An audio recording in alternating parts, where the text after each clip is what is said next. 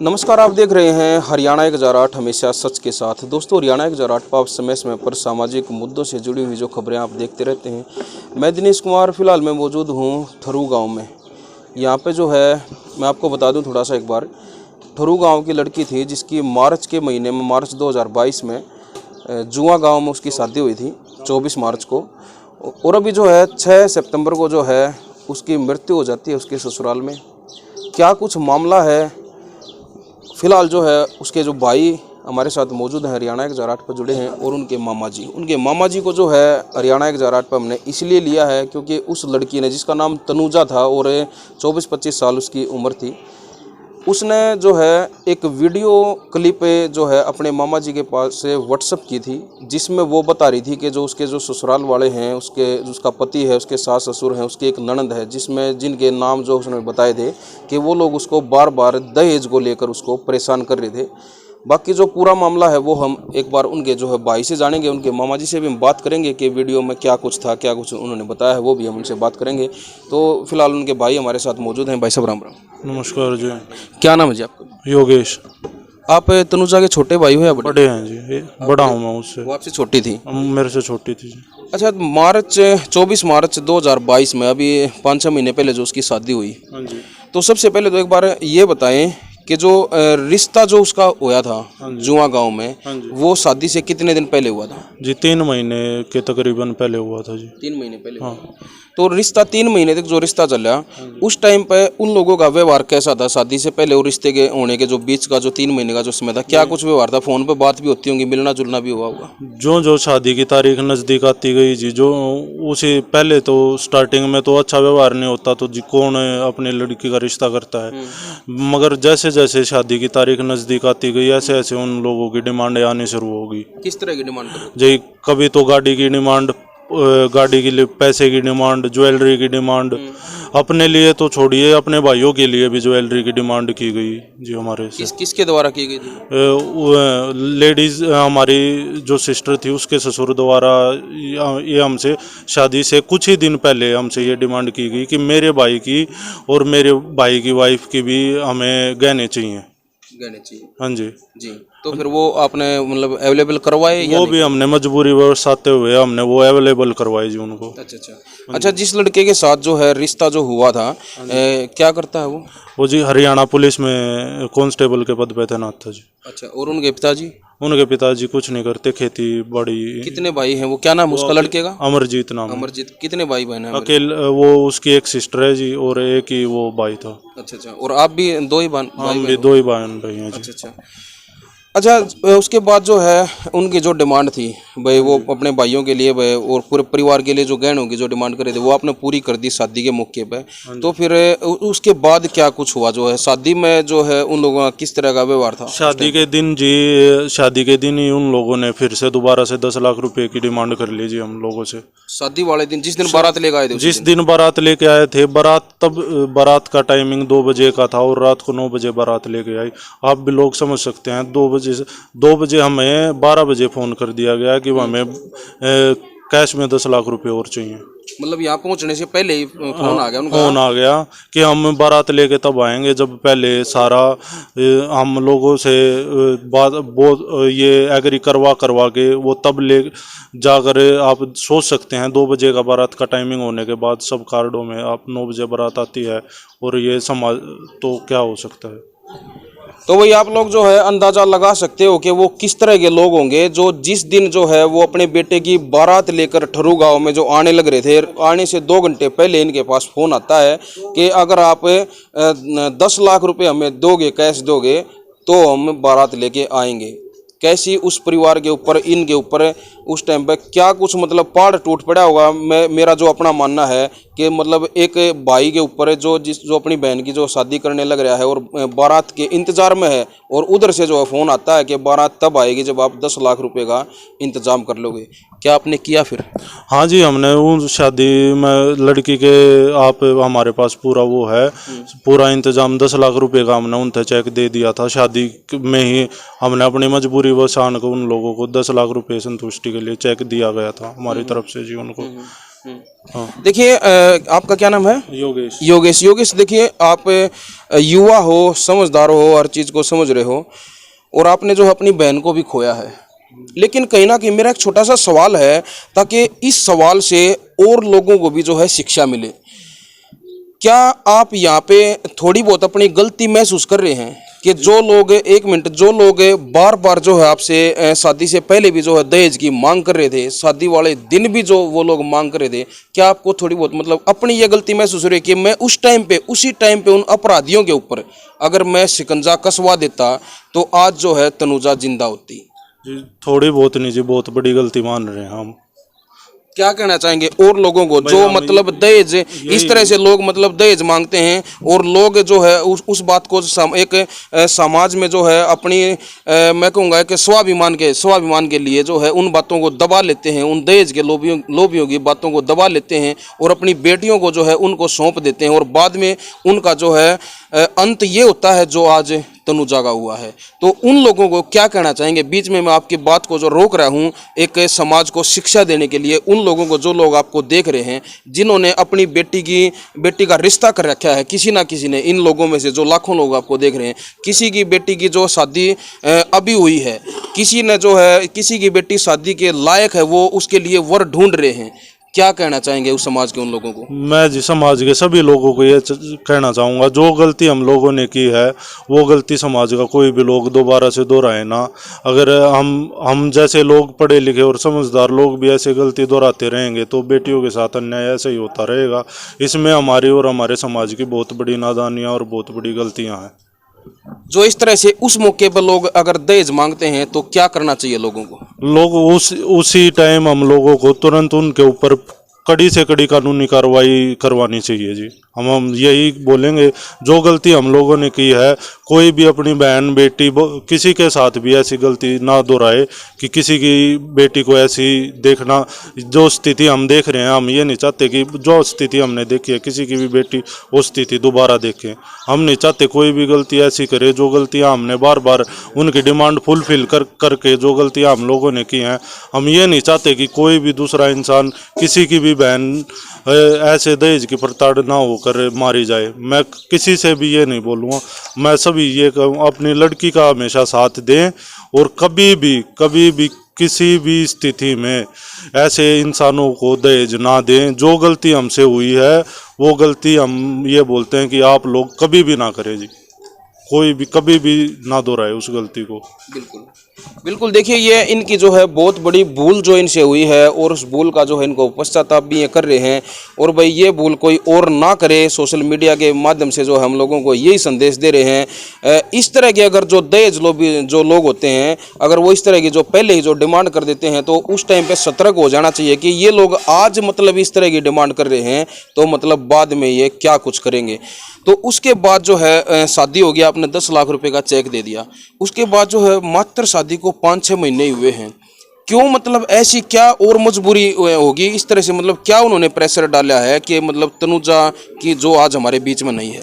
शादी होने के बाद फिर उसकी जी ननंद और जो उसकी सासू थी वो बोलने लगी तू गहने बहुत कम लेके आई, तो तुम लोगों ने हमको बहुत कम दिया, गहने और भी देने थे, तूने क्या लिया, तेरे घर वालों ने क्या दिया तेरे को।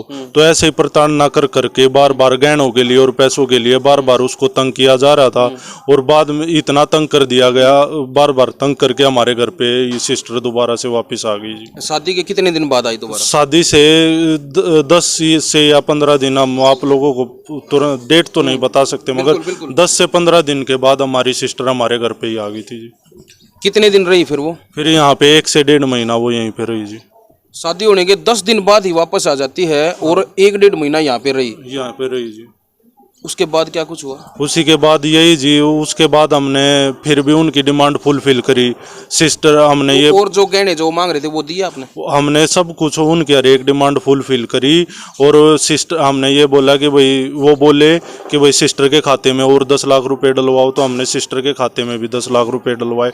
वो बोले हम ये 10 लाख रुपए का जो चेक दिया था उन्होंने वो कैश नहीं करवाया, बोले हमें 10 लाख नहीं चाहिए और ज़्यादा चाहिए। तो यहाँ पे मतलब जो 1-1.5 महीना जो यहाँ पे रही है जो, तो 10 लाख रुपए उन्होंने फिर मांगे हैं। फिर मांगे और वो हमने सिस्टर को खाते में भी डलवाई जी। वो उस चीज का आपके पास सबूत है? पूरे यहाँ पे सबूत हैं। कुछ लोग जो ऐसे भी होंगे जो नहीं उस जी, मौके पर गवाह होंगे। उसके मौके गवाह की तो आपको कैसे ऐसी जरूरत ही नहीं है जी। गवाही की तो उसका तो हमारे पास उसकी पासबुक ही आप जिसे जुटला ही नहीं सकते पासबुक में, वो सबूत है हमारे पास जी। बिल्कुल। तो फिर उसके बाद भी जी उसके लिए सिस्टर को ऐसे ही बहुत ज़्यादा उसकी ननंद और सासू ऐसे ही बहुत ज़्यादा तंग करते रहे जी, बहुत ज़्यादा। बोलते कि तू अपने लिए ये कपड़े लेके आई अपने घर से, हमारे लिए ऐसे कपड़े क्यों नहीं लेके आई, हमारे लिए ये चीज़ें क्यों नहीं लेके आई। बार बार ऐसे ही दहेज के लिए इतना ज़्यादा तंग कर दिया गया। उस उठने पर सोने पर हमारे पास फ़ोन करने तक भी उस लड़की के ऊपर पाबंदियाँ। मेरी एक बात बताइए, किसी की माँ की बेटी कोई अपनी बेटी को शादी करके भेजती है, उस माँ को भी ये बोल दिया गया कि तू फ़ोन नहीं करेगी। हमारी माँ को भी वो पंचायत है, और तब उस बीच के दौरान जब हुआ ये बोल दिया गया कि तेरी माँ तेरे पास फ़ोन नहीं करेगी, तो अपने भाई के पास फ़ोन नहीं करेगी, वो तेरे पास फ़ोन नहीं करेगा। उस बाद भी हम कुछ मिनट 10 मिनट 5 मिनट 7 मिनट उसका हालचाल पूछने के लिए, परेशानी पूछने के लिए कॉल करते रहे। उसके दौरान भी वो हमें अपनी परिस्थितियाँ बहुत गंभीर, इतनी ज़्यादा प्रताड़ना करी गई उसकी सास ननंद और सभी के द्वारा। तो उसका नतीजा आप देख सकते हैं। आप उसका नतीजा आप सब लोग देख सकते हैं कि उसका नतीजा आज वो प्रताड़ना को हम अगर वक्त रहते समझ लेते तो आज हमारी लड़की के साथ अच्छा, ये इस दौरान कभी देखिए अमरजीत जो आप बता रहे हैं वो हरियाणा पुलिस में जो कार्यरत हैं, एक मतलब प्रशासन से जुड़े हुए हैं, वो उसके तरफ क्या कभी उसको यहाँ पे बैठा के समझाने की कोशिश की हो? क्या उसने समझने की कभी कोशिश की हो? क्या है जी, हुआ वो तो अपने प्रशासन में होने की हमेशा दुरुपयोग करवाता रहा। कभी हमारी लोकेशन निकलवाता रहा मेरी कि कहाँ पे है वो, कहाँ है।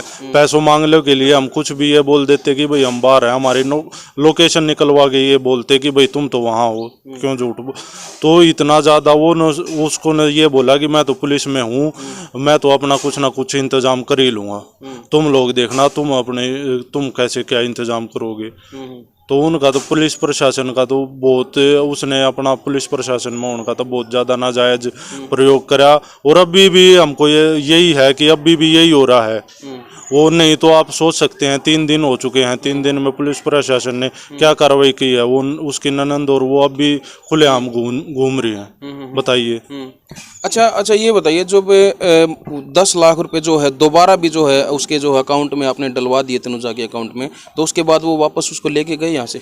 और पैसे डलवाने के बाद फिर लेके गए जी। तो उसके बाद वो बीच में यहाँ दोबारा आई या उसके बाद ये घटना ही घटी है? नहीं, उसके बाद वो एक बार रक्षाबंधन के दिन यहाँ पे आई। उस दिन भी उसको यहाँ से आने के बाद वो 1 दिन बाद ही वापस चली गई। उसको इतना ज़्यादा परेशान किया गया, तू रक्षाबंधन पे गई थी, क्या लेके आई, तेरे भाई ने रक्षाबंधन पे क्या तेरे को दिया, कितने पैसे दिए, क्या दिए।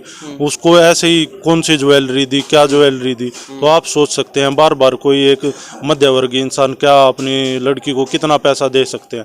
आप भी सभी इंसान है भाई, मध्यवर्गीय है, कितना आप लोग कितना सोच सकते हैं कि भाई कितना पैसा दे सकते हैं। तो ये घटना जो जिस दिन अब घटी है वहाँ मौके पे जो आते हैं उस बात पे क्या कुछ हुआ है जो मतलब ये सारी जो प्रताड़ना होने के बाद जो आज जो तनुजा हमारे बीच में जो नहीं है वो लास्ट में क्या कुछ घटना घटी है? जी, लास्ट में हम उसको हमारे पास तो लास्ट में ना तो कोई फ़ोन आया ना कुछ इन्फॉर्मेशन आई।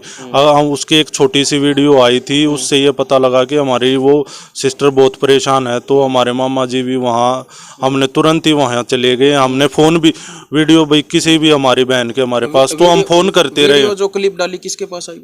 वो मामा जी के पास भी आई, मेरे पास भी आई, उसने अपने व्हाट्सएप पे फॉरवर्ड कर दिया। हम जो हमारे साथ जुड़े हैं आपके मामा जी। जी नमस्कार जी। नमस्कार जी। क्या नाम है जी आप? नरेश जी। कौन से गांव से हो आप? खुबड़ू गांव से। खुबड़ू से हो। आपके पास जो है तनुजा ने वीडियो क्लिप डाली है, कब डाली वो? 6 तारीख ने डाली थी जी। जिस दिन ये घटना घटी उसी दिन सुबह 9:30 बजे डाली थी जी। तो उसमें जो वो क्या कुछ कह रही थी, उनके ऊपर आरोप लगा रही थी या क्या कुछ उसमें वो बताने की कोशिश? उसमें उसके सासू ससुरे जी और उसकी ननद जी वो दहेज के लिए रो रही थी और वो कर रही थी, दहेज के लिए नो रहे मेरे पे ये मांग रहे हैं जी, बार बार प्रताड़ित। बार बार वो कर रहे हैं जी। बिल्कुल हाँ जी। बिल्कुल। जो है इनके मामा जी का भी जो कहना ये है कि जो वीडियो में जो उसने तनुजा ने साफ बताया है कि भाई जो वो जो दहेज के जो लोभी थे, जो शादी से पहले ही जो है अपनी जो है जो हकीकत जो उन्होंने दिखा दी थी, लेकिन फिर भी जो है वो बार बार मतलब अपनी हरकतों से बाज नहीं आए और उस लड़की को इतना ज़्यादा परेशान किया गया कि उसने एक वीडियो क्लिप भी बनाई ये घटना घटने से पहले कि भाई ऐसे ऐसे मेरे को जो है परेशान किया जा रहा है, मेरे को बार बार जो है दहेज के लिए ये लोग प्रताड़ित कर रहे हैं। इस तरह की जो है उस वीडियो में बातें हैं, वो छोटी सी क्लिप में आपने दिखाऊंगा। वो मेरी मौत के जिम्मेदार मेरे ससुराल वाले और मेरी ननद, इन सब की साजिश है यार, इन सब ने इतना मजबूर करी हूँ मैं। तो ये जो क्लिप जो आपने जो देखी है आप समझ गए होंगे। बाकी जो है एक बार फिर से हम योगेश से जो है बात करेंगे। योगेश, जब ये जो घटना घटी आप मौके पर गए होगे, वहाँ पे जाकर देखा होगा, क्या कुछ लग रहा था आपको और उन लोगों का क्या कहना था उस मौके पे हमारे जो भी रिलेटिव गए उन सभी लोगों का ये कहना था उसको ना तो जी उसको फांसी, वो तो बोल रहे थे कि फांसी ले ली इसने खुद, मगर हमारे को किसी को मौके पे ऐसा फांसी का कोई भी, ना तो वो हमें लटकी मिली, नीचे लेटाया गया था हमारी सिस्टर को, ना तो वहाँ पर उनके फांसी कोई भी ऐसा वो नहीं था, ना तो जैसे ही फोरेंसिक की टीम वहाँ पे आई ना तो फांसी का उस पे वो लग रहा था, ना पंखे पे कुछ हो रखा था, ना फोरेंसिक की भी टीम में भी कोई भी ये नहीं बोल रहा था कि इस लड़की ने खुद फांसी ली होगी। हमें तो पूर्णतः यही शक है कि उन लोगों ने हम दहेज के चक्कर में हमारी सिस्टर को ज़बरदस्ती मार दिया गया है। वहाँ पर जितने भी सबूत लोगों ने देखे, ना कहीं निशान फांसी का ना कुछ, उन चीज़ों से सबसे यही लग रहा था कि भाई हमारे सिस्टर ने फांसी नहीं ली। वो टेबल से ये मानिए 6 इंच की दूरी पे उसकी वो बोल रहे थे कि उसने कुंदा 6 इंच की दूरी पर है, आप लोग भी समझ सकते हैं। वो 8 फीट की तो ऊंची दीवारी है और जिसमें नीचे 2.5 फीट की टेबल हो गई, 8 फीट की वो दीवार, और लड़की की 5-6 हाइट है, तो आप सोच सकते हैं लड़की उस कैसे फांसी लगा लेगी। और हमें ये बोला गया कि उसके ससुर ने उसको उतारा है। आप लोग सोच सकते हैं उसकी जिस चुन्नी से वो बोल रहे थे कि भाई इस चुन्नी से फांसी ली है, आप लोग सोच सकते हैं किसी के भी परिवार में किसी की भी मृत्यु होगी तो आप कैसे ये चीज़ आप क्या करेंगे। सबसे पहले तो इंसान यही कोशिश करेगा कि भाई हमारा इंसान है उसको काट दिया जाए और अपने इंसान को बचा लिया जाए। तो आप ये सोचिए, तो उस चुन्नी की गांठें कैसे खोल सकता है इंसान। फांसी किसी ने भी फांसी ले ली है, उसकी हम उसकी चुन्नी की गांठें खोलेंगे, बताइए। सही बात है। बिल्कुल बिल्कुल। तो जो है मामला जो है ये घटना जो घट गई, और जो है भगवान से प्रार्थना करते हैं कि भाई जहाँ भी जो है वो बहन है, भगवान जो है उसको अपने चरणों में स्थान दे, उसकी आत्मा को शांति दे, और जो है अपराधियों को जो है मतलब जल्द से जल्द जो है पकड़ा जाए। क्या फिर इस मामले में बॉडी को जो है कहाँ पे ले जाएगा, किस हॉस्पिटल में? उसके बाद जी उसके बाद बॉडी को पोस्टमार्टम के लिए ले जाया गया। आप लोग लेकर गए या वो ले गए? वो लोग, उनकी इतनी इंसानियत देखिए, उन लोगों की कितनी गरी हुई इंसानियत है। वो लोग हमारे सिस्टर की बॉडी को भी हॉस्पिटल तक लेने के लिए कोई एक इंसान भी नहीं आया, ना ही हमने उस अपनी सिस्टर को अपने गाँव में ही दाग दिया, ना उसके दाग पर कोई एक इंसान ये भी नहीं देखने के लिए आया कि भाई हमारे परिवार की वो बहू थी, कम से कम देख तो ले कि भाई कोई रिलेटिव कोई भी आके कि वो हमारे इसी परिवार से जुड़ी हुई सदस्य थी, कोई देखने तक भी नहीं आया। तो आप उससे क्या सोचेंगे। अब जो FIR जो आपने करवाई होगी इसमें, हाँ FIR किस किस के नाम है? FIR में उसकी ननंद, उसकी बिंदु नाम, जो कि जुए में लेक्चरार है, और उसी गांव में लेक्चरार है, और वही गांव में ही दिल्ली नहीं जुए गांव में ही उसकी शादी कहाँ हो रखी है? उसकी साहू गुम्मड़ हो रखी है, और क्या नाम बताया उसका? बिंदु नाम है, उसकी शादी गुम्मड़ हो रखी है, और उसके पति जुआ गांव में ही जो है उसकी जो ड्यूटी है, वो जुआ गांव में ड्यूटी है, और वो ज्यादातर वहीं रहती थी। सुबह 6 बजे चली जाती थी, शाम को 7 बजे वापस आती थी। उसके पति टीटी हैं, वो रेसलिंग करते हैं, जब भी वो बाहर होते थे वो हरदम वहीं रहती थी। और अब उसके उसकी ननंद ने इतना ज़्यादा तंग कर दिया, भाई मेरे लिए क्या लेके आई, मेरे को क्यों नहीं दिया, मेरे को शादी में तुम्हारे घर वालों ने इतना ही क्यों दिया, और चीज़ें क्यों नहीं दी। तो इतना ज़्यादा तंग कर दिया था जी, बहुत ज़्यादा। और आप लोग अंतिम संस्कार में तो कोई आया ही नहीं। देखिए इंसानियत, देखिए आप सभी लोग इंसानियत देखिए। अच्छा, उसका नाम एक तो इंदू का नाम हो गया एफआईआर में, बिंदु का। हाँ, और अमरजीत का नाम होगा उसमें? और उनके पिताजी क्या नाम उनका? जय सिंह नाम है, और उनके मदर का नाम हमें नहीं, विद्या नाम है। विद्या। हाँ जी। विद्या। तो 4 लोगों के नाम है जो 4 लोगों के नाम है। अरेस्ट हुआ कोई अभी तक? अभी वो 2 लोग अरेस्ट हुए हैं जी, जिसमें उसके अमरजीत और उनके पिताजी जय सिंह। और कोई भी वो ना तो कोई लड़की अरेस्ट हुई उसमें, ना वो ससुर वो लड़की को अरेस्ट किया गया उनकी को, ना ही सास को अरेस्ट किया गया उनकी को। मतलब जो अमरजीत और उनके पिताजी को अरेस्ट किया गया है। हाँ, हम आप सभी लोगों से यही चाहते हैं कि भाई कम से कम। अच्छा, अरेस्ट घटना के कितने दिन बाद हुए हैं ये? वो 1 दिन बाद अरेस्ट किया गया उन लोगों को जी। हाँ जी। जी।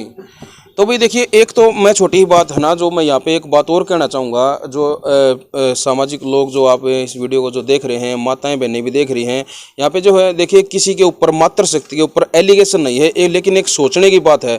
ज़्यादातर मामलों में देखा गया कि जिस घर में लड़की का जो इंटरफेयर होगा ना, बेटी का जो शादीशुदा लड़की का जिस घर में इंटरफेयर ज़्यादा होगा, उस घर में 90% ये मामले देखने को मिले हैं।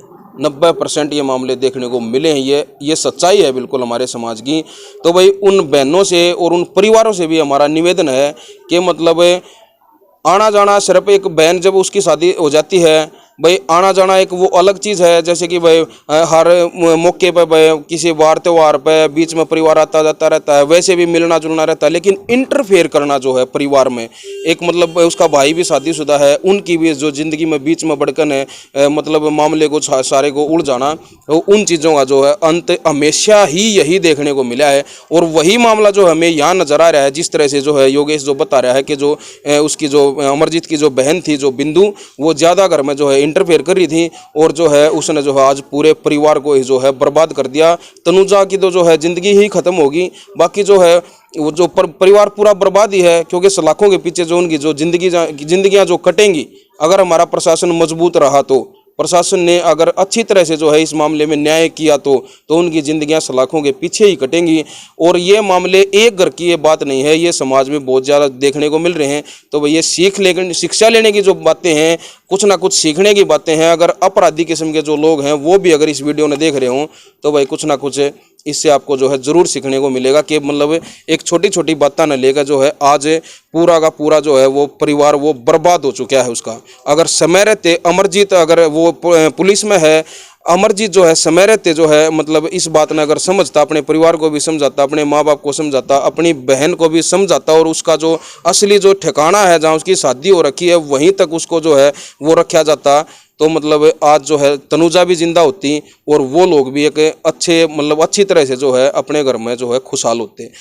तो भाई साहब, क्या कुछ प्रशासन से अपील करना चाहते हैं? मैं जी सभी लोगों से और प्रशासन से यही अपील करना चाहूँगा जी, उनके प्रशासन तो मेरी यही अपील रहेगी जी कि उनके खिलाफ कड़ी से जल्द उन दोनों को पकड़ा जाए और कड़ी से कड़ी कार्रवाई हो। और लोगों से मेरी यही अपील होगी, भाई हमारी भी बहन बेटी के साथ जो गलत हुआ है उसमें हमारी मदद करें, और अपनी बहन बेटी के साथ हमने जो गलतियाँ की हैं वो गलतियाँ आप ना दोहराएं जी, कोई भी जी।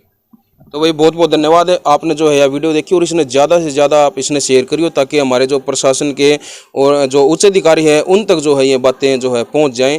और इस मामले में जो भी हो, प्रशासन से हम भी अपील करते हैं मामले की एक प्रॉपर तरीके से छानबीन हो गए, और जो भी इसमें दोषी पाया जाए उसके ऊपर जल्द से जल्द और कड़ी से कड़ी उसके ऊपर कार्रवाई होनी चाहिए। तो इन्हीं सब बातों के साथ मैं लेता हूँ इजाज़त। कैमरामैन अनिल कुमार के साथ हरियाणा 1008 के लिए मैं दिनेश कुमार। जय हिंद, जय हरियाणा।